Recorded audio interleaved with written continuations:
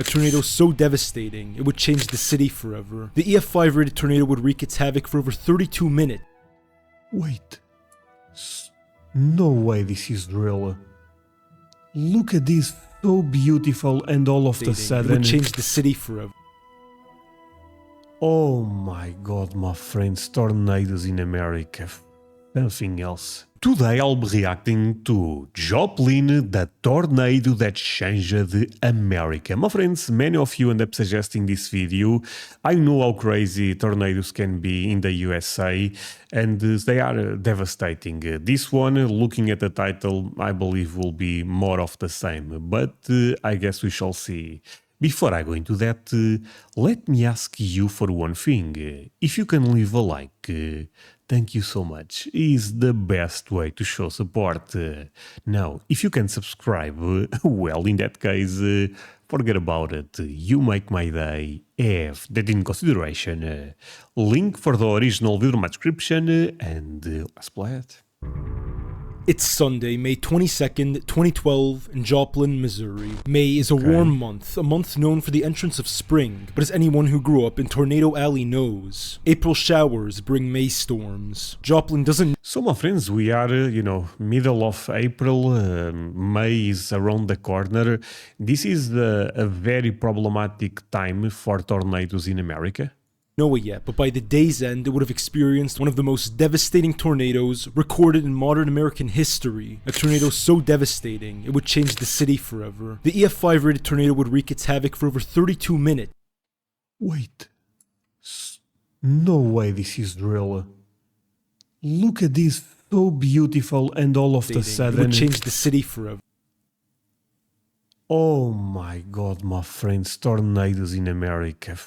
Nothing else. The EF5 rated tornado would wreak its havoc for over 32 minutes, raging on for nearly 22 miles and reaching a maximum width of 1 whole mile. This is the story of the Joplin tornado, a storm that would change an entire region of the country for good. Damn. If you guys remember this tornado, leave me a comment, my friend. A very dangerous situation once again, very dangerous lightning, some very large hail in store also. Weather is a strange thing. It can change within seconds. It can destroy and create. Rainfall, although necessary for life, can also be a sign of something far worse to come. It can show signs of impending danger, as it did in Joplin. May 21st, a day before the storm, meteorologists tracked an area of low pressure over South Dakota alongside steep lapse rates and dew points above 60 Fahrenheit. It was the perfect environment for supercells to form. Lapse rates are the rate at which the temperature in the atmosphere falls with altitude, and they can apply to any atmospheric variable, but meteorologists mainly focus on temperature. Dew points are a measurement of the temperature that a given body of air needs to be cooled in order to become saturated with water vapor. Supercells are a form of a powerful storm, but they don't necessarily signal the formation of a tornado. For the most part, a supercell indicates that conditions may be favorable for tornadoes. They are, however, extremely easy to spot. Unlike your standard small-scale storm, they're visually menacing. With a giant... You know what? Even if they can predict for sure, thank God for science, my friends, because can you imagine back in the day when people had no idea when they should expect stuff like this? At least we have...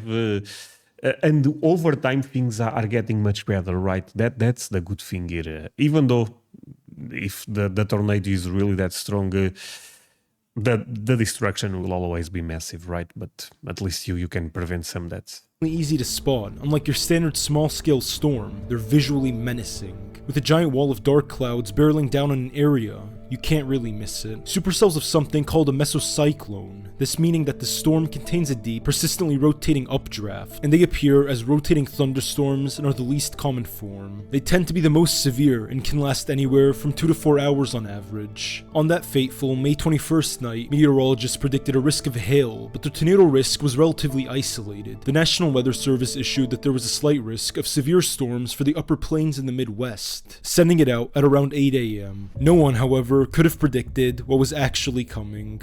The National Weather Service issued that there was a slight risk of severe storms for the upper plains in the Midwest, sending it out at around 8 a.m. the following morning. 8 a.m., May 22nd. Sorry, but tornadoes are always associated with storms or can be crazy tornadoes without any storm.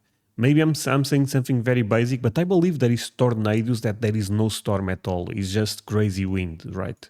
Forecasters at the Storm Prediction Center of the National Weather Service realized that the storm that they had previously labeled as a slight risk would end up being far worse than they had imagined. The risk was upgraded to moderate for a large portion of the Midwestern United States, and a cold front and dry line were forecasted to intersect in the areas of Kansas and Missouri. Alongside the low-pressure system, a very strong storm front would form along the moving cold front. 11:30 a.m., updates would reveal that the predicted storm would become a severe weather event. The SPC would update their forecasts, warning the public of a heightened risk of severe weather that would be accompanied by tornadoes, large hail, and strong winds. 1:30 p.m. There's only 4 hours left before the tornado touches the ground. The SPC has now issued a tornado watch for southwestern Missouri to remain in effect until 9 p.m. A tornado watch is when conditions are favorable for the formation of a tornado, while a tornado warning is when the risk is inevitable. The issued tornado watch predicted, quote, you know what? Amazing explanation, my friends. For a person like me that don't have a lot of experience with this. I never saw a tornado, my friends. This was a great explanation. Tornado, while a tornado warning is when the risk is inevitable. The issued tornado watch predicted, quote, explosive thunderstorm development alongside a strong tornado, potentially even 2 p.m. Thunderstorms began developing over the next hour over southeast Kansas. The thunderstorms rapidly became more severe and development moved to the east. 5:17 p.m. A tornado warning would be issued for a severe thunderstorm west of Joplin, Missouri. Less than 20 minutes before the tornado would move over Joplin, civil defense sirens blared out across the city, warning of the impending tornado. The warning had been initially issued for northwestern Newton County and southwestern Jasper County, both located. Damn, that siren sound is so scary, my friends. Look, a lot of you guys already know, but for the ones that are new here, I'm coming to America this year. This is not the best video to watch when you are trying to promote America, let's all be real here. But I'm coming to America September, October. My friends, tornadoes, September, October is not a thing, right? It's more around this time, right? If they are a thing, at least lie to me and say, no, André, you will be fine. I'm going to visit Texas and Oklahoma. And I think those states around that time, they are fine, right? Had been initially issued for northwestern Newton County and southwestern Jasper County, both located in Missouri, as well as southeastern areas of Cherokee County and Kansas. But unfortunately, many residents of Joplin didn't heed these warnings, creating the perfect conditions for the massive destruction that would follow. Oh man. Newton County, Missouri was the first area hit by the tornado. The area was just east of the border between Missouri and Kansas, and storm chasers and people in the area reported the formation of multiple vortices around the central tornado. At first, graded at EF0, it caused damage to several large trees. As it moved, however, it strengthened to an EF1 intensity. For most of its beginning, the tornado rushed through rural areas, destroying trees, downing power lines, and damaging buildings, but it wasn't even close to its maximum strength. The tornado began to widen and moved into a more densely populated area of Joplin, and now at an EF3, it began to heavily damage homes in the suburban neighborhood. Pushing through, it moved into another subdivision, destroying more homes, tossing cars, and increasing in strength to an EF4. 5:38. Okay, things are about to go down, my friends. I actually saw a video, I believe was in Instagram, showing the difference between F1, F2, or F3, and even F1, my friends, is so scary. You know, I can only imagine how you feel when you are in a region that you know F4 is coming. It's beyond scary, actually. 8 p.m. The tornado is now at a massive wedge shape. Just 4 minutes after touching down, it had been upgraded to an EF4 and was now flattening commercial buildings. Wreaking carnage through southern Joplin, the tornado was beginning to show signs of strengthening to an EF5. It was flattening homes, businesses, and medical buildings, while concrete walls stood no. You know what? I forgot there is F5. Oh man, No chance against it. Sorry, for some reason I thought F4 was the worst.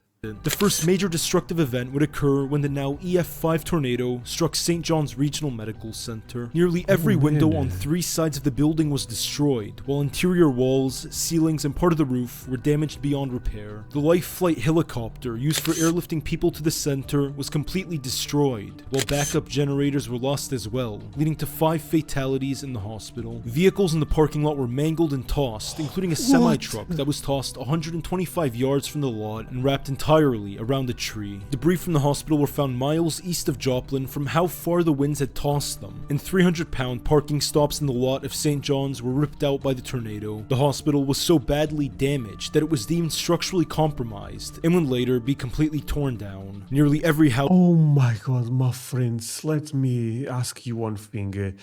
Look, I know tornadoes are no joke, and America deals with a lot of them. This one in particular, I never saw anything like this. I have a question for you. It's a bit of a weird one, but did you ever saw a tornado? Did you ever experience this? If so, leave me a comment, my friend. This is scary, scary, scary. House in the area was flattened, destroyed, or swept away with the force of the winds, while trees were being uprooted and thrown onto the roads. As the tornado continued to move east, it would maintain its now EF5 strength, damaging businesses in the area and several other major buildings on multiple streets. As it moved, it just narrowly missed Joplin's downtown, maintaining a southern trajectory, but neighborhoods in the area would become victims to the tornado. Of the homes that were hit, the concrete porches that had been reinforced during construction were deformed and swept away entirely, being flung onto neighboring buildings, while driveways made of asphalt or stone would be damaged as well. Cars were being swept by the furious wind vortex, getting tossed several blocks away, and some vehicles were never even seen again. The pathway of the storm didn't let up, and homes weren't the only victims of its destructive pathway. A major church in the area would be totaled, while the Franklin Technology Center, St. Mary's Catholic Church and School, and Joplin's own local high school would all be destroyed, practically flattened within mere moments. Nearby, the Greenbrier Nursing Home was completely leveled, leading to 21 fatalities alone. Dozens of other fatalities in the nearby vicinity would also occur, but luckily the Joplin High School had been empty at the time, and any graduation ceremonies at the time had been held 3 miles north at Missouri Southern State University. Concluding just before the storm began, the Joplin High School was almost completely demolished, with pieces of debris from the storm being found embedded in whatever stucco walls had been left standing. Steel beams and fencing were picked up,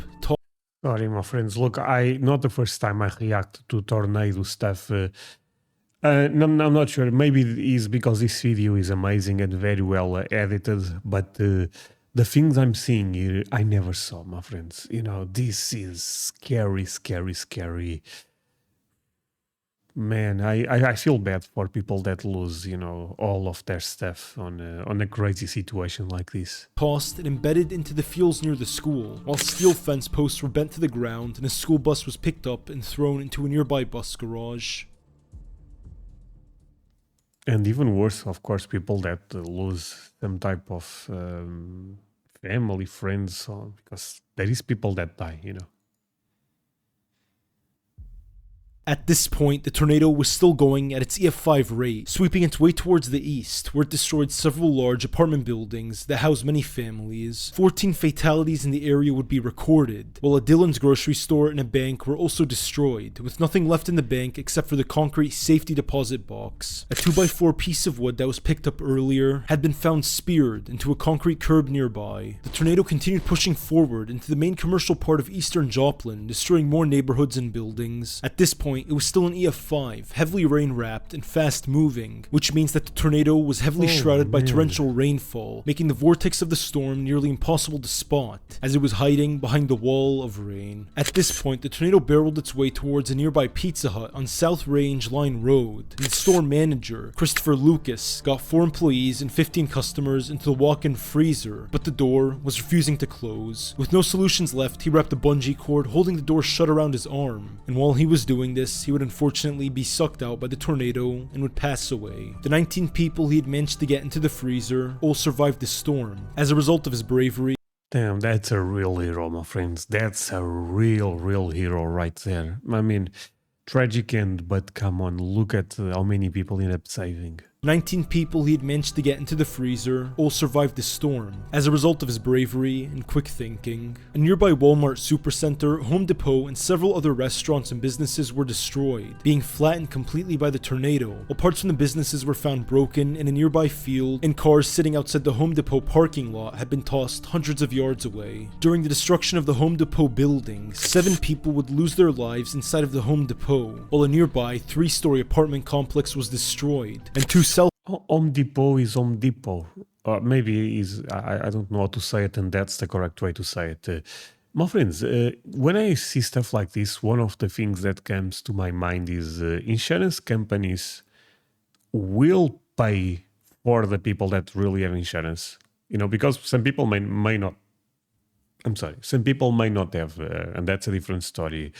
But even for the ones that have, I don't know how this is in America, but insurance companies here in my country, they don't have the best reputation. You know, when things happen, they always try to find some type of thing in the law that protects them and not the person that paid for insurance. This happens and is quite disgusting. And let me be honest with you.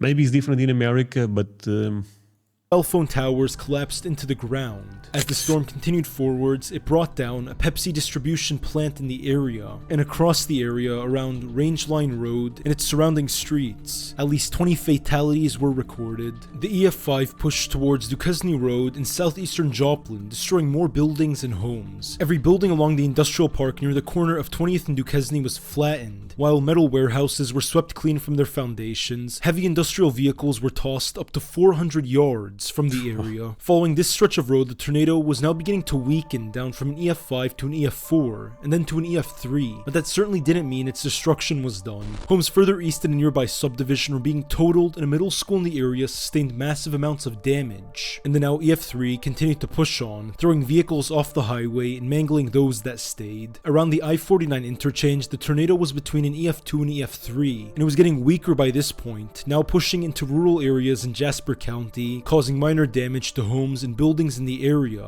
and eventually slowing down to an EF0. 10 minutes before the Joplin tornado was about to lift, a separate EF2 touched down near Wentworth, around 25 miles southeast of Joplin, but this one never touched the city. The massive Joplin tornado. Can you imagine if that one starts to go to F3? Oh man, that city will be totally gone. Finally lifted east of Diamond at around 6:20 p.m. that same day. Great video, by the way. The Joplin tornado was calculated to have tracked 21.69 miles in total, and at its widest point, it reached up to 1 mile. After the dust. Yo, my friends, that's a concrete wall. And at its widest point, it reached up to 1 mile. After the dust settled and the rain cleared, authorities counted that there were a total of 158 fatalities and over Sorry, there is always people here in Europe, and I'm gonna be honest, that joke that Americans make homes that are not very strong, very durable, you know, because they are made of wood and we make them with concrete and bricks. But watching this, my friends, it would be a F5 does not matter. You can make that with any type of material. It will get destroyed, right, my friends?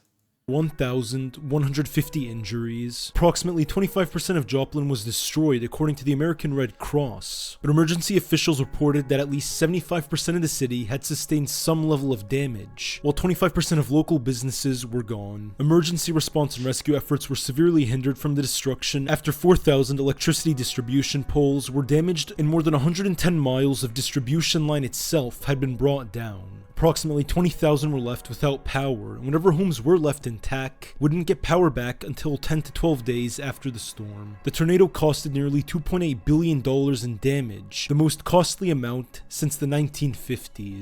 Damn, this looks like some type of country that is facing war, you know. Man, I don't know how you guys feel about this. I actually love to react to videos related with tornadoes. Not because, you know, I enjoy seeing the destruction, but in one end, it's fascinating to see how crazy Mother Nature can be, you know, how powerful and how weak we are comparing with Mother Nature. Not sure if you guys feel the same, but well.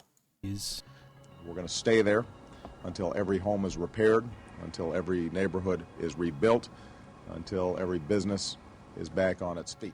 The issue is that even after a tornado ends, there are still problems. A disease outbreak of mucormycosis from floodwaters affected possibly 18 people, causing 5 fatalities, while many people were trapped under the rubble of their destroyed homes. Many properties in Joplin were also now contaminated with lead due to all the old lead mines that used to be there. And in the aftermath of the tornado, 18 people would go on to take their lives. Mental health issues skyrocketed in the city, and many reported having PTSD, depression, and anxiety. The city of Joplin quickly began to rebuild homes in the area. Most of the businesses eventually were able to reopen, and the city would also go on to repair the damaged schools and rebuild new schools in the area as well. To this day, however, the tornado that affected Joplin is still fresh in the minds of the residents that stayed behind in the city. It was one of modern America's most destructive storms, and was one of the most deadly tornadoes in history, and its legacy as the first and most destructive EF5 since 1957 to touch down in the state of Missouri is still around.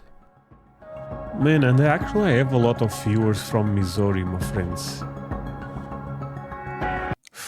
Okay, my friends, look, fantastic video. Of course, what ended up happening is not fantastic at all, but I thought the video was quite great.